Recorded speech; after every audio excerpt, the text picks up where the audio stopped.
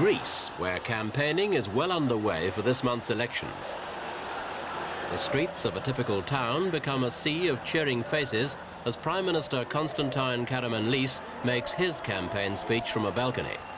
A democratically elected government should be no strange institution here, because democracy is historically Greek, originating from the ancient city-states. Modern Greece has lost democracy several times, most recently with 7 years under military rule.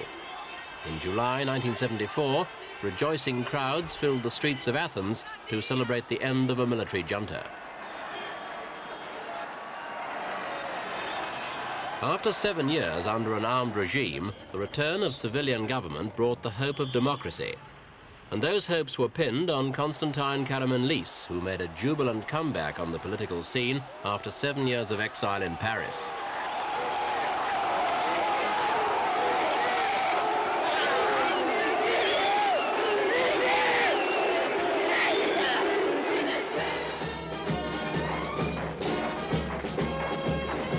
Pomp and glory beloved by the military regime had done little to quell the desire for democracy. It was this man, Colonel George Papadopoulos, who brought the military to power in April 1967, giving Europe its first military coup in 30 years.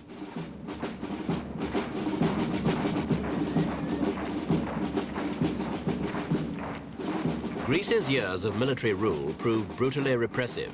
The armed forces were purged of opposition elements, and civilian dissidents were crushed, while Papadopoulos and his officials glorified their military might. With their American-supplied weapons, the colonels looked capable of meeting any internal challenge to the regime. Externally, they relied on American support to offset the hostility with which they were viewed by the rest of Europe. Just a few weeks after this parade, the military junta fell in the aftermath of the Turkish invasion of Cyprus. Karamanlis was then brought in to head the interim government.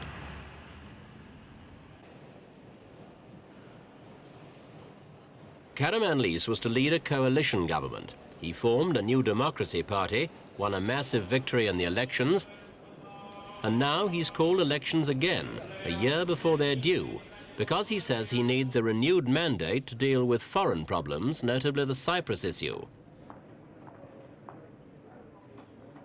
Since the Turkish invasion of Cyprus in July 1974, relations between Greece and Turkey have steadily declined.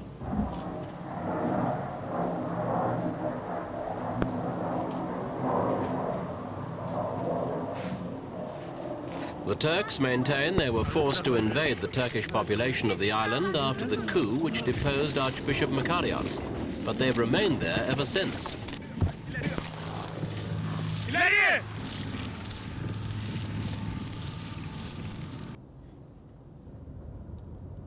The invasion almost caused a full-scale war between Greece and Turkey and threatened Greece's relations with the United States.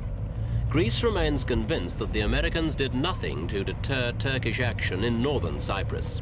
While the issue remains deadlocked, the so-called Green Line in Cyprus separates Greek and Turkish communities. The Greek and Turkish command posts on either side of the line are in full view of one another. It also serves as the UN headquarters, where negotiations on Cyprus have repeatedly ended in stalemate. It was in an effort to end the impasse that the Cypriot president, Spyros Kyprianou, was in Athens recently for talks with Karamanlis. Greece has thrown its diplomatic muscle behind the Greek Cypriots and has vowed to support Kyprianou's policies.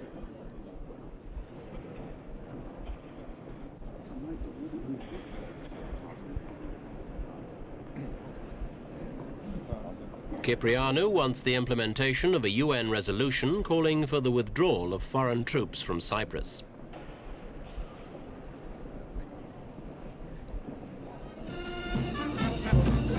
Cyprus is not the only issue of Greco-Turkish conflict. In August last year, Turkey sent this ship, the Seismic 1, on an exploration voyage of the Aegean Sea, hoping to find oil. Turkey claims that the Aegean Sea bed is an extension of the Turkish mainland, but the Greeks believe it's theirs because the continental shelf off the Turkish coast is dotted with numerous Greek islands.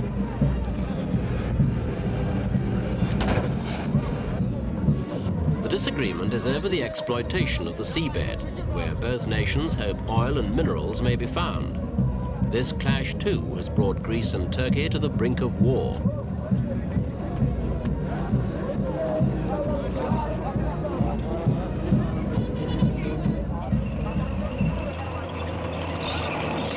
So far, the Aegean disputes managed to stay a war of words, but there has been military tension. In the past year, the Greeks have staged huge maneuvers near the Turkish border and used the exercises to transfer forces permanently to the area. Other contingents were sent to the Greek Aegean Islands. The Turks also based extra forces on their mainland overlooking the islands. And in ostentatious displays like this, the Greeks rolled out their heaviest armor.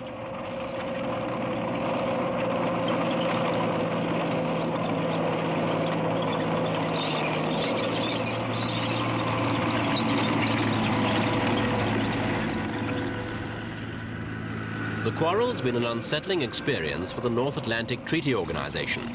Greece and Turkey both border the communist bloc and are at the southern end of a NATO defense line stretching from the Arctic. Both countries took forces from their NATO positions to strengthen their common frontier. Such a dispute between two members weakens the alliance politically, and troop transfers make things even worse.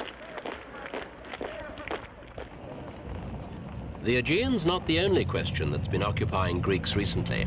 There's also the debate about joining the European Economic Community.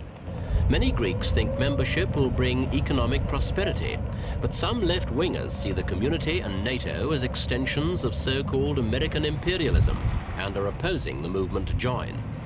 Being in the common market wouldn't make an immediate difference for city people, but farmers, who make up most of the population, are eager for EEC cash subsidies. When the cabinet met to dissolve Parliament last month, the ruling New Democracy Party controlled more than 2/3 of the seats in the 300-member assembly. There was no obligation to hold an election until November 1978, and with such a large majority, Prime Minister Karamanlis could easily have continued in office. So why call an election a year early? Opposition leaders say he's cutting his losses.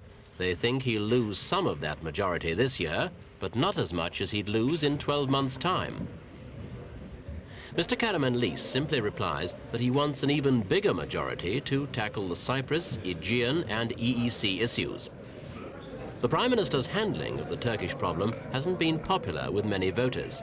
He's not actually conceded to the Turks, but many say he's failed to take a strong enough stand.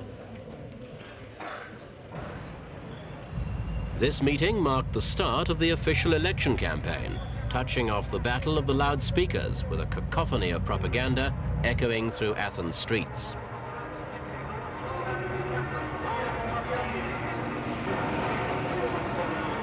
In fact, there have been so many complaints about the noise that Mr. Karamanlis has ordered his party workers to switch off the loudspeakers. Leaders of the other parties have followed suit, but it hasn't made much difference. The electoral pollution isn't just acoustic. Posters, placards and handbills have mushroomed. With 10 opposition groups fighting for votes, any space will do to get the message across. Communists were outlawed in Greece for 27 years before the fall of the colonels. They went underground after losing the civil war that followed World War II. But now they're working in the open and are well organized. Apart from fighting the election with 3 different parties sharing the communist vote, they have taken control of some of the trade unions and student organizations. The Pan-Hellenic Socialist Movement, known by its Greek initials as PASOK, is the only socialist group not identified with the communists. Its members are campaigning hard to improve on their result in the 1974 election. Then they won 13.5% of the popular vote.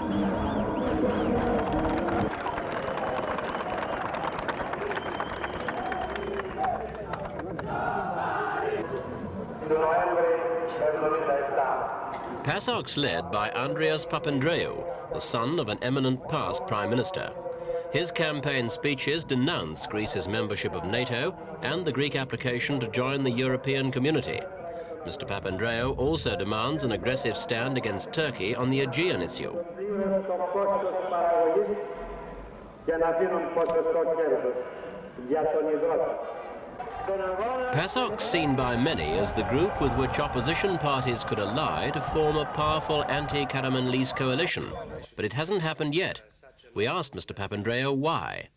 There is a misunderstanding that all the other parties of the centre and of the left were prepared to form a coalition and that PASOK was the only party that was refusing. It's not quite so.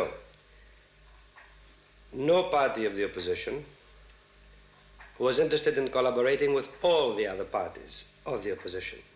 As it happens, each of them was prepared to collaborate with PASOK, but not with the others. It was an especially uncomfortable position in which to be. Point number two, I think, which should be stressed, is that to have an electoral collaboration, one has to have also a minimum governmental program. We offered one and asked the other parties to make their own offers, their alternatives, but this didn't move forward. And I cannot imagine a coalition, a governmental coalition, without a minimum common program. Noisy supporters of the Democratic Centre Union, the main opposition group in Parliament since the last election.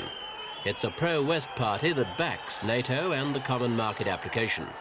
But its middle-of-the-road policies mean party leader George Mavros isn't likely to attract many of the growing number of Greeks who are moving to the left.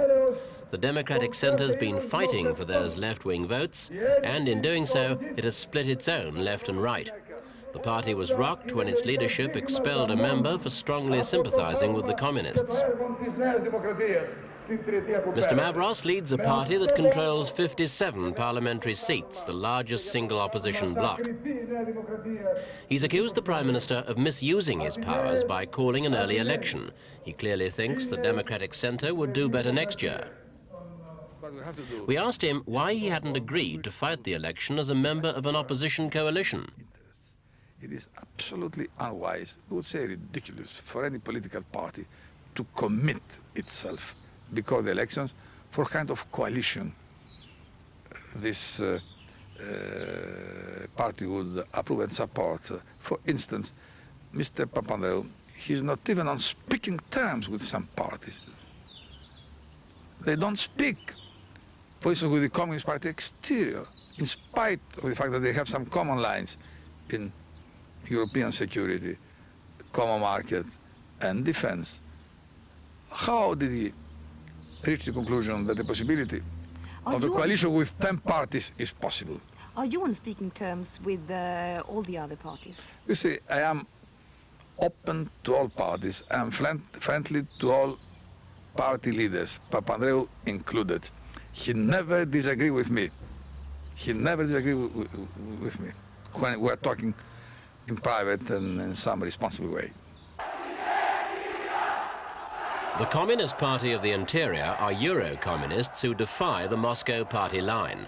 They are fighting the election alongside 4 other left-wing groups under the umbrella name, the Alliance of Progressive and Left Forces. Interior Communist leader Babis Drakopoulos denounced the Karamanlis regime in election rally speeches. The alliance is expected to benefit from anti-American feeling. The communist element in the Progressive Alliance is opposed by 2 fragmented parties, one backing Moscow and the other Peking. So Greek loyalty to the red flag will be split 3 ways.